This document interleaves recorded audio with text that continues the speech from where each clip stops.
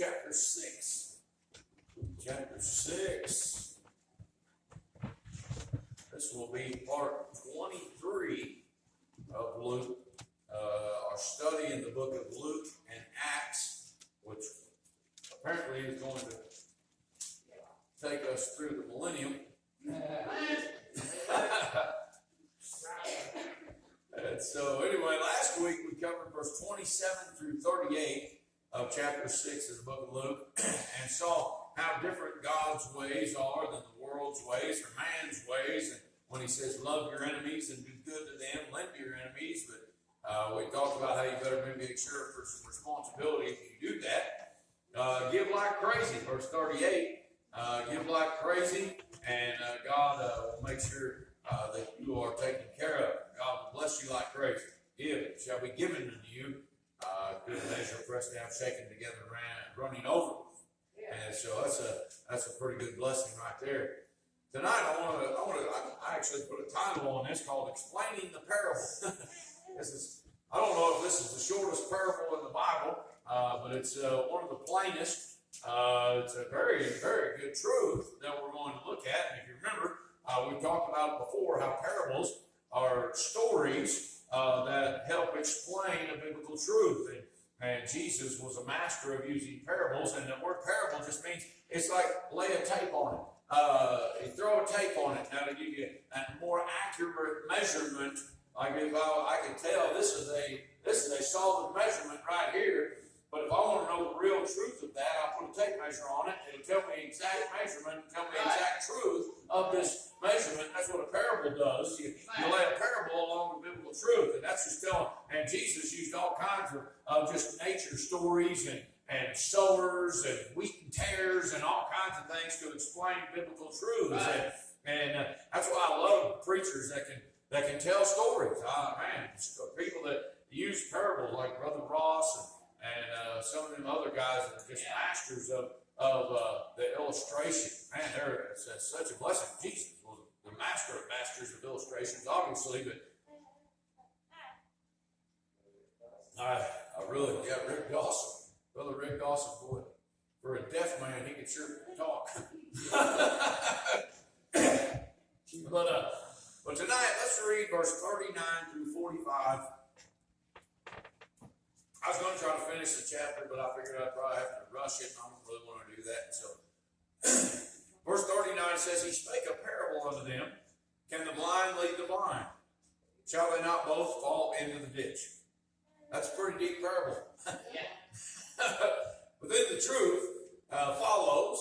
Verse 40, the disciple is not above his master, but every one that is perfect shall be as his master. And why beholdest thou the mote that is in thy brother's eye, but perceivest not the beam that is in thine own eye?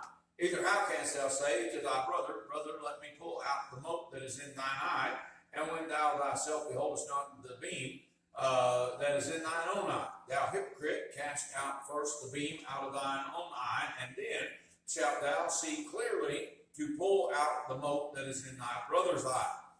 For a good tree bringeth not forth corrupt fruit, neither doth a corrupt tree bring forth good fruit, for every tree is known by his own fruit. For the thorns men do not gather figs, nor of a bramble bush gather they grapes. A good man out of the good treasure of his heart bringeth forth that which is good, and an evil man out of the evil treasure of his heart bringeth forth that which is evil. For out of the abundance of the heart his mouth speaketh. So we look at the parable in verse 39, and the parable is just simply a common sense story. No names given, and it applies to anybody. It'll apply to anybody in any circumstance, any situation. He says, can the blind lead the blind? Shall they not both fall into the ditch? I was going to actually do an illustration. I was ready to get a couple of them glasses from that Isaiah brings home from work, and I was going to color one magic marker and just color it all the way black, and that was going to represent the beam. And the other one I was going to take like some clear coat, some kind of glue or something that's semi-clear, and put it over there and make everything real hard to see and fuzzy, kind of like when you have really bad watering eyes and things like that. And so But anyway, I decided against that, and I'll just tell you what I was going to do. And I was going to get somebody, and I was going to lead somebody else and make them walk around the room and just see how well it works out when somebody that can't see is trying to lead somebody that can't see. And because common sense says you're not going to get very far before you run into something that's going to cause you to stumble or to fall and stub your toe or break your knee or something like that. Miss Haley, she was obviously had her blinders on, and she fell down. Oh, sorry, sister. Don't ever tell me what happened to you in your life, because I want to use it as an illustration. But anyway, he just makes this simple statement, asks these two simple questions. Can the blind lead the blind? Shall they not both fall into the ditch? And he poses them as questions. Poses them both as questions, and he just asks these questions. And then he goes on into the truth. And I think we can apply it to the truths we looked at in the last couple of weeks too. But I think the next one's, and the reason I think that is because in verse 41 he deals with the mote and the beam in the eye, and the not being able to see and the being able to see clearly once you get things. And so that's why I think the parable goes to the south of the parable and rather than the north. And so anyway, but we got to look at verse 40, because he says the disciple is not above his master, but everyone that is perfect shall be as his master. And so can the blind lead the blind? Shall they not? Jesus obviously is the master. And he is leading his disciples as he follows the will of the Father. Now, John 4:34, Jesus saith unto them, my meat is to do the will of him that sent me and to finish his work. And so Jesus came to do the will of the Father, and he followed the directives of the Father, and he followed the will of the Father, and he said, not as I will, but as thy will be done, and all that. So Jesus is the master, and he's leading his disciples as he follows the will of the Father, and he says, hey, you're supposed to be like me. You, disciples, are going to be doing what I'm doing right now, and I want you to, because in John 17:18, he says, even as the Father has sent me into the world, even so send I you into the world. And so you're going to be doing the same thing I'm doing. You're going to be leading others, and so you're going to have something. And so the disciple is not above his master, but check it out, but everyone that is perfect shall be as his master. Now that word perfect is interesting, because it literally means to be rendered fit. It means to be rendered fit. It means complete or rendered fit. And it's used in Matthew 4:21 and Mark 1:19 when Jesus passes by and the disciples were mending their nets. That word mending is the same word as that word perfect. It's made, they were rendering it fit to use or making it complete and whole. And that's what the one that's going to be like the master, guess what? He's going to have to be rendered fit or made complete or whole. And so Jesus says, hey, I want to give you something on that, by the way. Galatians chapter 6 and verse 1, because this is the same word also. Galatians 6. And I want to read verse 1, 2, and 3 because I think it fits perfectly with what we're looking at. Should have probably used it later in the message, but I'm kind of excited to get there. Galatians 6 and verse 1 says, brethren, if a man be overtaken in a fault, ye which are spiritual, restore. That's the same word. Restore such a one in the spirit of meekness, considering thyself, lest thou also be tempted. Bear ye one another's burdens, and so fulfill the law of Christ. For if a man thinketh himself to be something when he is nothing, he deceiveth himself. And so, remember, Jesus made himself of no reputation, but took upon himself the form of a servant, and became obedient unto death, even unto the death of the cross and all that.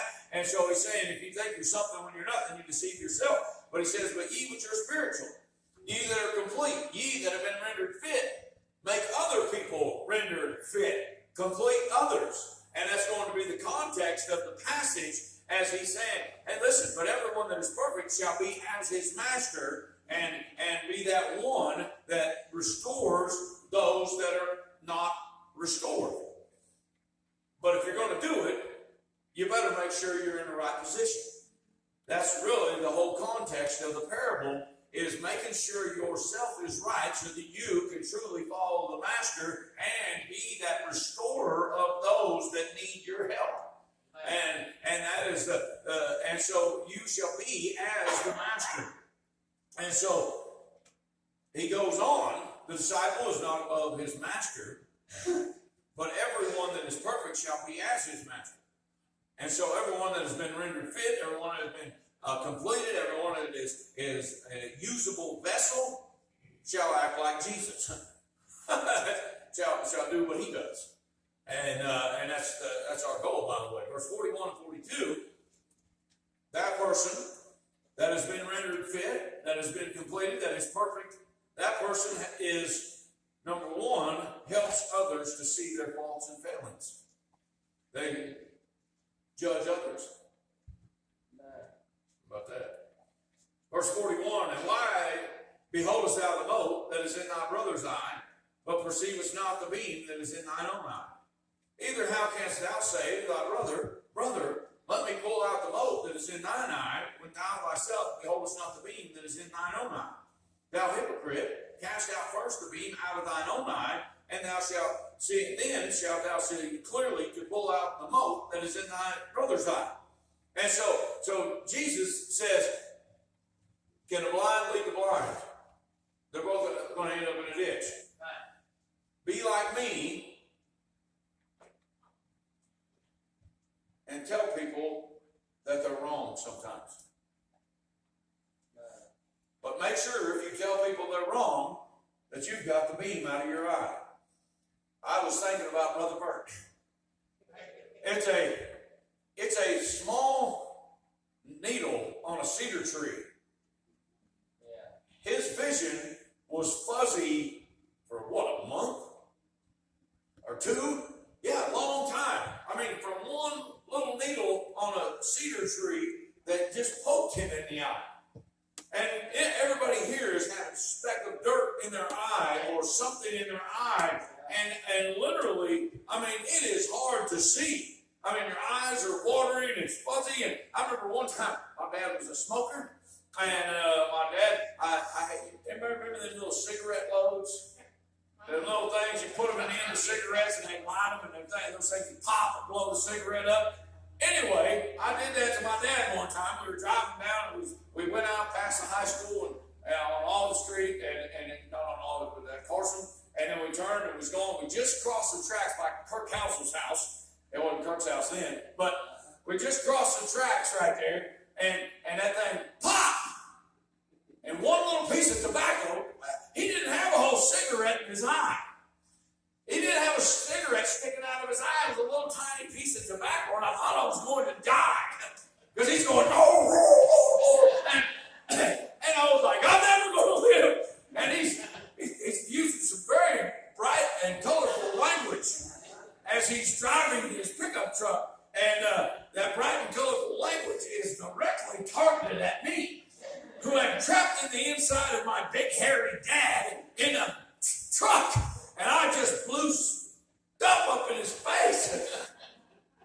And he's got one little piece of tobacco, and he's digging on that thing, and his eyes are just pouring down with water. I'm surely dead. I'm surely dead. Mom's not here to protect me. I'm surely this is it. Elizabeth, I'm coming to see you. And it's all over. But it was just one little piece of tobacco in his eye. One little piece. I can use this as time to preach against cigarettes. If I wanted to, it'd be a good opportunity, but I'm not going to. Y'all know it's bad. And so, but the fact of the matter is, he didn't have a cigarette stuck in his eye, and right in the middle of his eyeball, all he had was a little piece in there. And he couldn't see nothing. About killed me driving.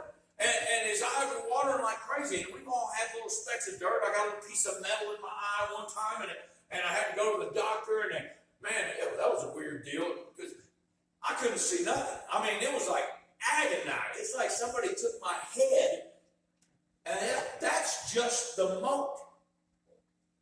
That's just the mote. See, the thing is, here's the deal. People have very serious issues. They got very serious situations, and that mote is a little tiny thing, but it causes huge problems in their life. And they need somebody to help them to get the mote out. Christ. See how many times he told people what they were doing wrong. He told them, he didn't say, well, I can't judge, and so I'm not going to say anything. I don't want to judge nobody, and so I'm not going to say anything. No, Jesus told people all the time. I mean, he was calling Pharisees hypocrites and whited sepulchres and all kinds of vipers and all kinds of names. And what was he doing? He was pointing out some stuff they had in their eye. Why could he do that with such boldness? Because he didn't have no beams in his eye. He didn't have no logs stuck in his eye. He didn't have them things hanging out of his head, sticking out of his head that would cause him to not be able to have a clear view to be able to help somebody else with the circumstance that they were in. And so if we are going to be like the Master, and we want to keep people from falling into this, we need to get the beams out of our eyes. Right. We got to get the logs that are hanging out of our eye. I think we can talk about the logs of pride. Yeah. The logs of pride. You know, only by pride comes contention. When you got arguments and bickering and that kind of stuff, guess what? It comes by pride. We can talk about the log of gossip. The beam of gossip. The beam of Facebook gossip. I'll just go ahead and say it. Man, it is pretty much nothing else, by the way. There is very little else done on Facebook. Somebody makes a really good post. Guess what? There's 44 trillion gossip sections underneath that one scripture verse. You got a gossip for 33,000 views or whatever. What are the things called underneath it? Comments. Comments. And people they got to say something. People can't just read it and say, wow, that was good. No, they got to say something about it. Everybody's got something to say. Anyway, even if they don't have anything to say, they got something to say. But the fact of the matter is, if we're going to be able to help others, what we got to do is we got to learn how to not be hypocrites. We got to learn how. Now, nobody's ever going to not be a complete. I mean, I can't say that. I don't know anybody that's not at least partially a hypocrite. I mean, you've got hypocrite running through your blood, Adam. I mean, so you're going to have at some level, and that's what I tell people that say, well, I don't go to church because of the hypocrites. Well, I say, well, you go to Walmart, you go to everywhere else, and they're everywhere. And I say, the fact of the matter is, you're probably the biggest one, because you're hiding behind a hypocrite. If you hide behind a hypocrite, that makes you a bigger hypocrite than the hypocrite you're hiding behind. So anyway, but long story short is this, we got to quit being hypocritical. We got to learn how to not be hypocritical so that we can help other people make some judgment calls in their life and get some motes out of their eyes. Get some stuff that they got in their eyes. And if we're going to do that, we got to get the things out of our eyes so that we can see clearly. We've got to be able to see clearly. And in order to see clearly, we've got to get some stuff out of our eyes and out of our heads and out of our hearts so that we'll be able to. Jesus said, hey, listen, if you're going to be like me, guess what? You're going to have to tell people that there's something wrong with them. It's not always. You can tell people that there's something right with them. That's okay, too. I like doing that way better than telling people there's something wrong with them. I had a guy, I was hoping he'd be here tonight or he'd call me for a ride, but he thought I was a Walmart police the other day, and so I got a perfect witnessing opportunity. You know, when they think you're the Walmart police, and you say, no, I'm a preacher. Oh, don't you do that to God. Anyway, long story short, I got to get in the whole gospel, got to talk to him, got to really encourage him about some things, got to encourage him about some things he needs to just get away from. And anyway, the fact of the matter was, he was in a situation that I've been in, and guess what? There was a time that I dealt with the stuff that he was dealing with at some level, but guess what? I've got the beam out of my eye, and now I can see clearly, and I can help him see, and I want to get the stuff out of his eye. I want to help him get the stuff out of his eye so that he can see clearly also, and then he can do the same thing. That's what discipleship is all about, by the way. Discipleship is pointing out stuff we need to fix and fixing it so that we can point it out to somebody else and they can fix it. That's not all it's about, but that's part of it. And so Jesus said, hey, listen, you want to be like me? Guess what? Get ready, because you're going to have to help some people. And so, either I can just say that, brother, let me pull out the mote that is in thine eye, and I thyself, and behold this not the beam. Now, that's an incredible thing. That tells us that we've got an incredible ability to not see what's wrong with us. You would think that you would notice if there was a log hanging out of your eye of some sort, or a 4x4. What's that hanging out of your eye there? Nothing. There ain't nothing in my eye. Oh yeah, I've had that one in my eye before, by the way. No, that ain't my eye. That's in your eye.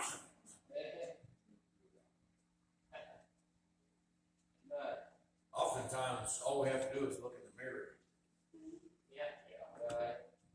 The perfect law of liberty.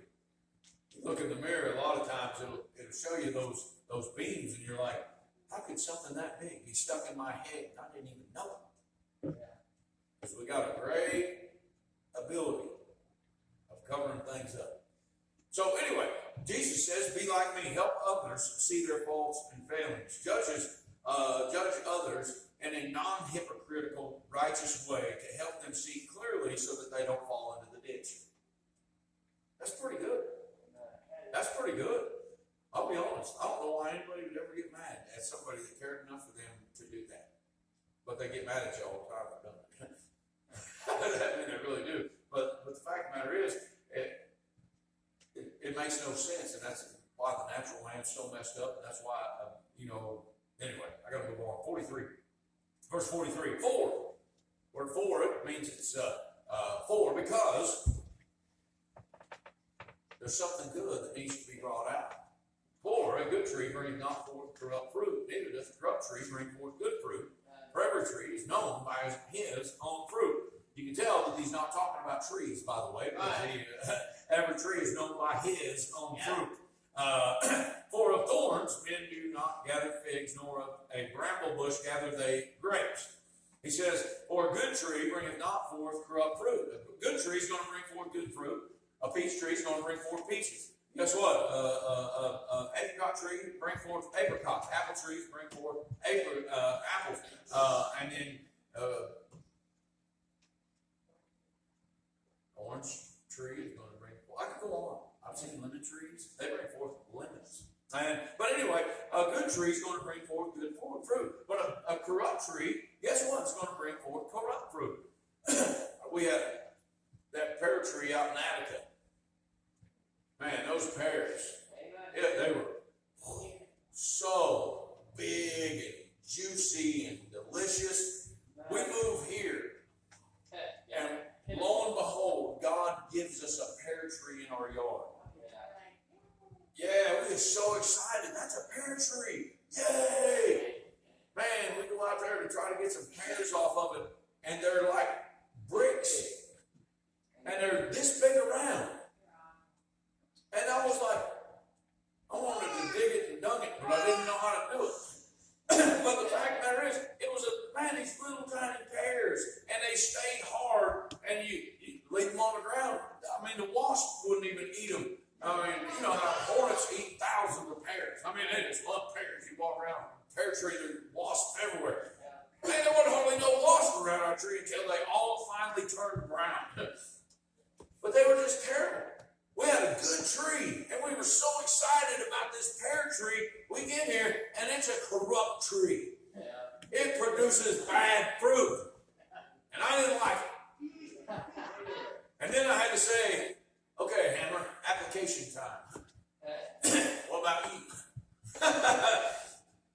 Are you like that pear tree, or are you like this pear tree? I want to be like that pear tree and bring forth good fruit, because a good tree brings forth good fruit, and a corrupt tree brings forth corrupt fruit, and that's how we can. Yeah, that's what God. See, we're not. That's why everybody says, "Well, we're not judges, but we're fruit inspectors." A fruit inspector is a judge, by the way. I hate to pour water and terrify everybody, but a fruit inspector judges fruit. And so you can say that all you want to help you make you feel better or whatever, but that is what we are. I mean, I'm supposed to watch if somebody says they're saved and they live like the devil. Guess what? That's bad fruit. I'm going to say, well, they're probably not saved. Maybe they are, maybe they aren't. I have no idea. All I know is that I'm going to treat them like they're probably not. And if they are, I'm going to tell them, hey, you better get your heart right, because you're messed up. Why? Because the fruit's bad. Fruit's bad. And so we watch the fruit. We look at the fruit. We see the fruit that comes off the tree. And we can talk about a bunch of fruits, but I want to go to. I like my fruits. Oh, man, that is such good preaching. I can't hardly leave it alone. But we're not going to talk about the fruits and the tree and all that. But verse 45, for every tree, but verse 44, for every tree is known by his own fruit. And it makes a comparison. It says, thorns, we don't get figs off of thorn bushes, and we don't get grapes off of a bramble bush. And so he's just simply saying that, hey, listen, if we're going to produce good fruit, remember, we're talking about being like the master. Right. One of the good fruits that we produce is people that we're getting motes out of their eyes. We should be helping other people with situations and circumstances and problems they have in their life. That's part of our calling as being like the master. And that's what's such a challenging aspect of this passage of scripture, is that Jesus said, you're going to be as the master. But everyone that is perfect shall be as his master. Jesus obviously is that master, and so he says, you better be like me. And one of the things I do is I help people get bad things out of their heads and out of their hearts and out of their lives. And so verse 45, last one here, says, a good man out of the good treasure of his heart bringeth forth that which is good. And an evil man out of the evil treasure of his heart bringeth forth that which is evil. For of the abundance of the heart his mouth speaketh. Now, we understand that there is none good, no, not one, but throughout the Bible you have God calling good men good. Barnabas, the Bible says, was a good man and full of the Holy Ghost. What made him good was the fact that he was walking with Christ. He was walking like Jesus. He was not good in his sinful nature, but he was good in the eyes of man in the way that he was walking, and he was blessed by God because of that Christ likeness in his life. You and I can have a Christ likeness in our life where God looks down and says, hey, that's a good man right there. And we're not good compared to God, but we are good compared to, in God's eyes. He says there is a goodness that I see in you, my child, and that goodness is found in the fruit that you produce. And the fruit that you produce, and when you're producing good fruit from a good heart, then guess what? God says, hey, listen, that's a good thing. That's a good thing, and God calls it good. I can't take it back and say, well, there's none good. The Bible says there's none good. Yeah, I agree, but this guy was good. Maybe, it's kind of like when people say that God won't hear a lost person's prayer. Well, it hurt Cornelius. maybe he don't hear him all the time. He's got doesn't have to hear him, but he can if he wants to. It's like good fruit. Hey, listen, if you produce good fruit, God says that's good. And he'll call you good if you do good stuff. I mean, that's just what God's honest. And if you do bad, he'll call you bad. And guess what? You want to be like God. Be like the master. If it's bad, call it bad. If it's good, call it good. But here's the deal. A good man out of the good treasure of his heart bringeth forth that which is good. And notice the fruit starts in the heart, not in the head or in the hands or the eye. We see clearly because we get our hearts right. You get your heart right, the stuff in your eyes will be shoved out.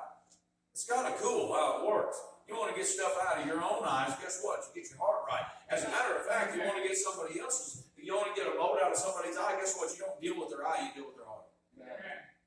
It's man's heart that's messed up. It's man's heart is the heart of the issue. That's where it's the man's heart that is desperately wicked and deceitful above all things. It's the heart. We get the heart right, guess what? The heart starts working and starts pushing those things out. But you deal with the person's heart. And so when we're talking about dealing with eyes, we're actually talking about dealing with the heart because that's what it says. And so, but an evil man out of the evil treasure of his heart brings forth that which is evil. And he says, hey, listen, eventually that person's going to reveal themselves who they are and what they represent. Eventually it's going to come out, who they are and what they represent. It's going to come out of their mouth eventually. And that's be like the master. Be like the master. I'll be honest, this was a really challenging message. challenging to live out because you and I are going to be scared to talk to people because we got so many issues. God says, no, you purify your heart. I'm pushing them beams out. I'm pushing those things out. So that, and if you can see it clearly, then don't be afraid to help somebody else. Don't be afraid to, don't let this society tell you that you can't say anything to people. This society is telling you over and over again, well, you can't say nothing about their smoking, well, you can't say nothing about their lifestyles, you can't say nothing about, this sinful act or this sinful, no. John the Baptist told Herod that it was wrong. I'm talking to the king. John the Baptist said, I'm in the dude in leather eating honey and bugs. Said, you shouldn't have your brother's wife. Told him right out on the floor. And guess what? Herod actually liked it. Herod actually liked it. He had to kill him, but he still liked it. But the fact of the matter is, he said, I like this guy because he tells me the truth. And he wanted to hear him regularly. Even though, as far as we know, he died and went to hell. But the fact of the matter is, it wasn't because John the Baptist didn't try to help him. And there's a lot of brothers out there that can be used, that you could be used to help. There's a lot of younger believers that could use your help. And we've just got to be willing to love people enough to tell them things. Be willing to tell them the truth. Anyway, be like the Master. Let's pray. Father, we pray, dear God.